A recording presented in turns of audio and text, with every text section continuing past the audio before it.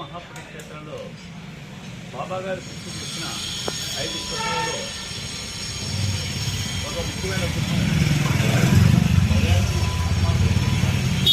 భయానికి అవ్వకపోతే పార్టీ వారి యొక్క గృహం ముందు ఈరోజు మనం నిలబడడం అంటే బాబాగారు ప్రతిరోజు కూడా భిక్ష చేసేవారు.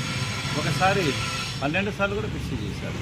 ప్రతిరోజు కూడా బాబాగారు తన జీవితాంతము భిక్ష చేసి భిక్షలో వచ్చిన పదార్థాన్ని ద్వారకామయిలో జంతువులకు, కుక్కలకు, అదేవిధంగా భక్తులకు ప్రసాదాన్ని సమర్పించి తాను ప్రసాదము స్వీకరించేవారు. ఆ విధంగా బాబాగారు ప్రతిరోజు కూడా ఈ 5 నెలల్లో భిక్ష చేసిన ఇళ్లలో ముఖ్యమైన ఒక ఇల్లు మనం చూస్తున్నాం. అది ఇక్కడ మనం చూస్తున్నాం. గోపినాథ్ బయాజీ పార్టీ ఈ షిరిడి సాయి సంస్థానానికి కూడా ఒక ట్రస్ట్గా పనిచేస్తారు. ఇక్కడ బాబాగారు ప్రతిరోజు ఈ ఇంటికి వచ్చేవారు. బాబాగారు జీవించినంత కాలం కూడా ప్రతిరోజు ఇంటి దగ్గరికి వచ్చేవారు. ఈ ఇంటి దగ్గరికి వచ్చి బాబా భిక్ష చేసేవారు. ఈ భిక్ష చేసి భిక్షలో వచ్చిన పదార్థాలన్నీ కూడా అందరికీ పంచి బాబా కూడా స్వీకరించేవారు.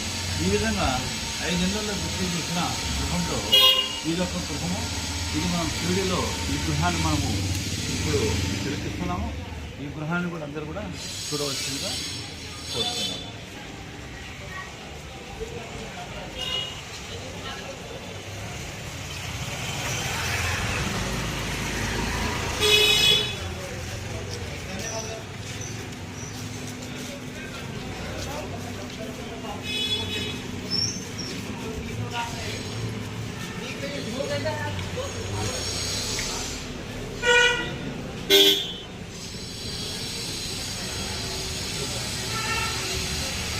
మనం ఇప్పుడు మానసాపతి గారిని అటు పక్కన మార్తాండ్ మహారాజ్ ఫోటోలో ఉన్నారు. మానసాపతి వారి కొడుకు. ఇక్కడ మానసాపతి గారి మునివాడు శ్రీకాంత్ గారు చూడొచ్చు. ఇటు పక్క హరేంద్ర గారు, సాయిబాబా షెడ్డు సాయిబాబా మాత్రం బాబాగారి సెక్రటరీ.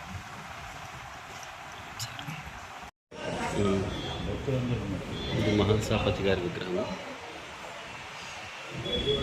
మనం ఈ పటాన్ని చూస్తే ఇక్కడ చరిత్ర మనకు అర్థమవుతుంది. అలాగే మనకున్న భక్తులు, ఇక్కడ ఉన్న వారి ఫోటోలను, మన బాబా గుడి చరిత్రలో కనిపించే భక్తుల ఫోటోలను ఇక్కడ మనకు కనిపిస్తాయి.